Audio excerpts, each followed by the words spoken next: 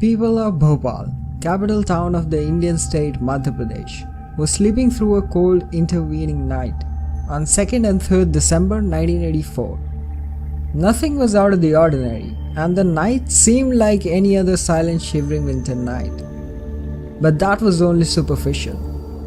Somewhere in the eastern part of the city, something nightmarish was happening inside a pesticide plant of the Union Carbide India Limited, or UCIL. An industrial disaster of incomparable magnitude was about to happen. The UCIL plant was established in 1969. 51% was owned by the Union Carbide Corporation, or the UCC, and 49% by the Indian authorities. The factory used to produce a pesticide, which UCIL had branded as 7. A chemical called methyl isocyanate, or MIC, was used for producing this pesticide. Therefore, the factory stored a large amount of MIC inside its premises. On that fateful night, on December 2nd, 1984, it was a routine day at the UCIL factory in Bhopal. MIC was stored in the underground tank. The pipeline washing started at 9:30 p.m. as a routine maintenance operation. Between 10:30 and 11 p.m., workers engaged in the pipeline washing became aware of a leak. Little attention was paid considering it a normal leak. A casual attempt was made to trace the source of the leak, but of no use. The leak continued. Around 12:15 a.m., the pressure in the MIC tank rocketed up to 55 pounds per square inches. Water had begun to leak into the tank E610, containing 42 tons of MIC. The resulting exothermic reaction increased the temperature inside the tank to over 200 degrees Celsius.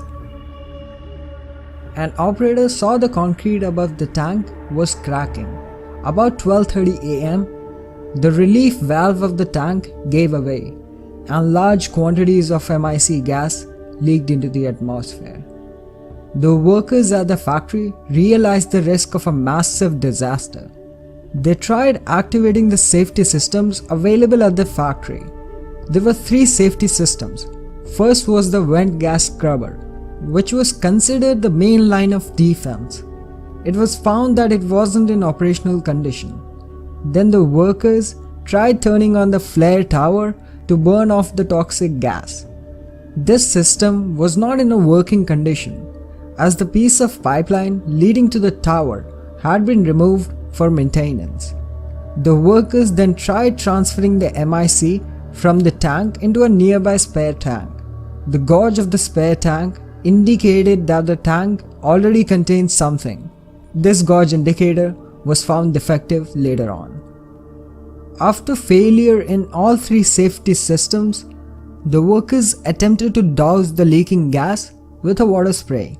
The water spray reached a height of 100 feet from the ground, while the leak was at 120 feet above the ground. At 1 a.m., the workers realized nothing could be done to stop the leak.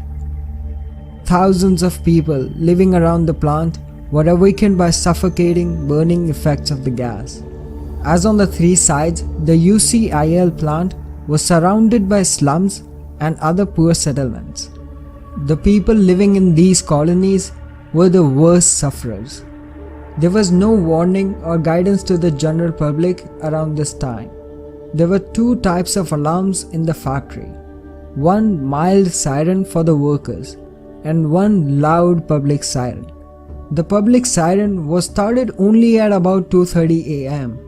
and since the gas leaked from a 30-meter chimney, it wasn't high enough for the people to escape the effects. It was not long before the entire city was enveloped by an invisible but extremely toxic gas. People of Bhopal began to feel the effects of toxin. People who were laying cozily inside the duvets a few minutes ago, they now began to feel suffocation, cough, burning eyes, and vomiting. Streets began crowded with people running here and there for help. The chaos went on through the night. Local hospitals was soon overwhelmed with the injured, a crisis further compounded by a lack of knowledge of exactly what gas was involved and what its effects were. Within hours, the streets of Bhopal were littered with human corpses and the carcasses of buffaloes, cows, dogs and birds. About 3,000 people died immediately on that night. Another 8,000 died in the next 1 week. Yet another 15 to 20,000 people died over a longer period of time due to the effects of the poisonous gas. Still, about 500,000 people were directly or indirectly affected, with 38,000 temporary partial and roughly 3,900 permanently disabling injuries.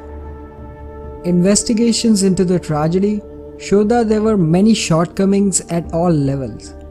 The Union Carbide factory did not have much information about the safe storage of these highly toxic gases. The medical fraternity did not have the requisite know-how to deal with such kind of contamination and at this scale. There was also a lack of coordination between the factory and the emergency services. There were not many trained professionals in that factory. Cost cutting had also had its impact on the safety of the plant, its employees, and the people living around the plant. The plant was also in a densely populated area of the city, which went against most known norms. There have been several theories on the reason for the entry of water into the tank. The workers claim that because of the bad maintenance with leaking valves, it was possible for water to climb from the point where the pipeline washing was performed to tank 610, while UCC says that this was not possible and that it was an act of sabotage by a disgruntled worker who introduced water directly into the tank, although there has never been any proof of this. The two most important factors leading to the mega gas leak were the plant design and the economic pressure and the cutting back on. There were early warning signs of trouble ahead, signs that may have been ignored. On December 25, 1981, a leak of phosgene killed one worker at the plant and severely injured 2 others. On January 9, 1982, 25 workers were hospitalized as a result of another leak at the plant. During the safety week proposed by the management to address worker grievances about the Bhopal facility, repeated incidents of such toxic leakage took place, and the workers took the opportunity to complain directly to the American management officials.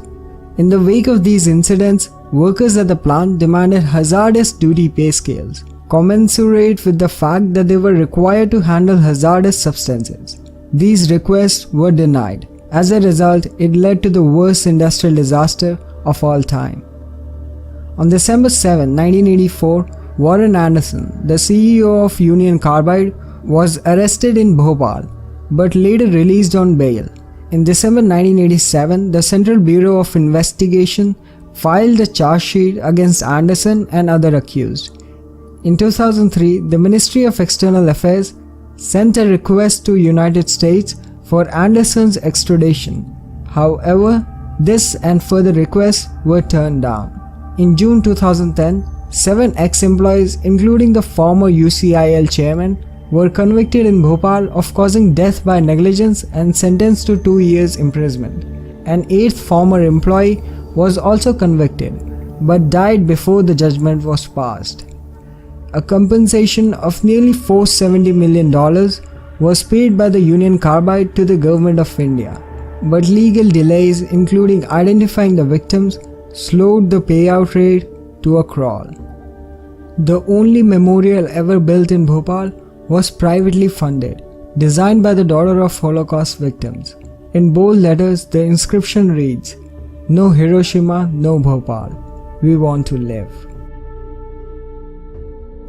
Many years down the road, after the Bhopal disaster in 1984, some basic cleanup efforts have taken place, but a lot of contamination is still there, and the local people have to live with this environmental pollution every single day.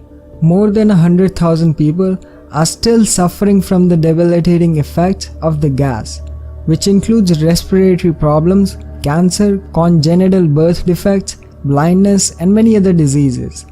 Every year since then, more are still dying in Bhopal from the various after effects.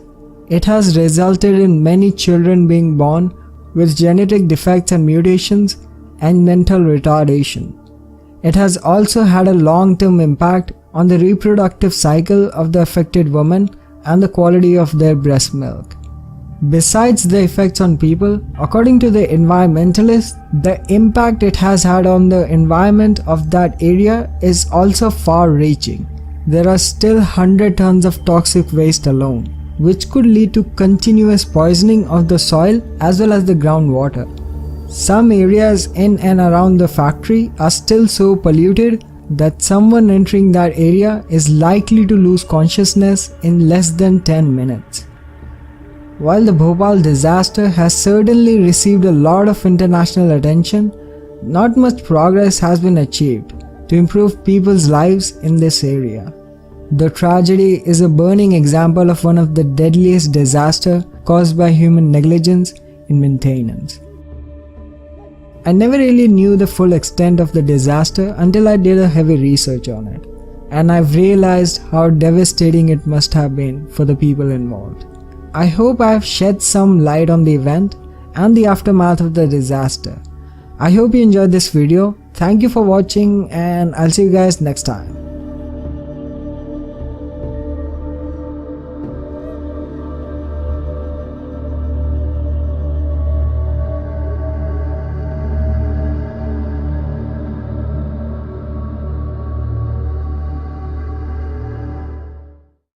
Berdasarkan video yang telah ditonton, apa yang dapat diinterpretasikan ialah pada malam 2 Disember 1984 telah berlaku satu bencana industri perkilangan terbesar di Bhopal. Bencana atau tragedi ini telah meragut ribuan nyawa dan menyebabkan penduduk di kawasan Bhopal itu menderita. Bencana ini adalah disebabkan oleh kebocoran gas beracun di kawasan perkilangan yang berdekatan dengan masyarakat Bhopal. Gas yang mengandungi metil isocyanate ataupun MIC yang biasanya digunakan untuk racun serangga telah tersebar luas ke kawasan penduduk sekitar kawasan perkilangan tanpa dapat dibendung. Terdapat beberapa punca yang menyebabkan gas ini tersebar dengan cepat. Antaranya yang pertama ialah disebabkan kecuaian pekerja itu sendiri. Kecuaian pekerja kilang yang hanya memeriksa kebocoran pada tangki sambil lewa menyebabkan perkara ini tidak dapat dibendung. Selain itu, sistem keselamatan di kawasan perkilangan juga tidak baik ataupun lemah. Hal ini adalah disebabkan oleh beberapa peralatan yang sepatutnya boleh digunakan untuk membendung gas itu daripada tersebar yang sepatutnya digunakan untuk bendung gas itu tersebar, semuanya dalam keadaan tidak dapat digunakan ataupun tidak baik. Selain itu, pekerja di kawasan perkilangan juga adalah bukan pekerja profesional. Hal ini menyebabkan mereka tidak dapat membendung perkara ini dengan segera. Disebabkan amaran dikeluarkan kepada penduduk lewat, hal ini menyebabkan penduduk di kawasan kilang itu tidak dapat menyelamatkan diri. Lalu apabila mereka terhidu gas itu, beberapa kesan telah mereka dapat dengan segera. Antaranya ialah batuk, pedih mata, sesak nafas sehingga boleh menyebabkan kematian. Bukan sahaja manusia, malah haiwan seperti burung, lembu, anjing dan sebagainya turut mati dalam bencana ataupun tragedi ini. Disebabkan oleh kurangnya tenaga profesional ataupun kurangnya ilmu mengenai gas yang telah tersebar di kawasan penduduk Bhopal ini, berlakunya kucak-kacir di kawasan hospital. Hal ini kerana doktor ataupun nurse dekat hospital itu tidak mengetahui apa punca, apa isi kandungan gas itu dan sebagainya. Hal ini demikian kerana ini merupakan tragedi yang pertama yang berlaku di kawasan itu yang menyebabkan kebocoran gas. Perkara ini ataupun tragedi kebocoran gas ini berlarutan sehingga bertahun-tahun lama. Hal ini kerana disebabkan oleh kurangnya tindakan tegas daripada pihak kilang itu sendiri juga pihak kerajaan.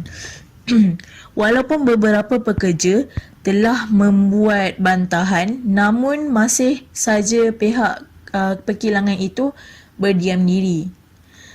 Disebabkan hal ini, kesan jangka masa panjang terhadap penduduk di kawasan itu telah terkena ataupun terpalit kepada kanak-kanak, ibu mengandung serta orang-orang di sekolah.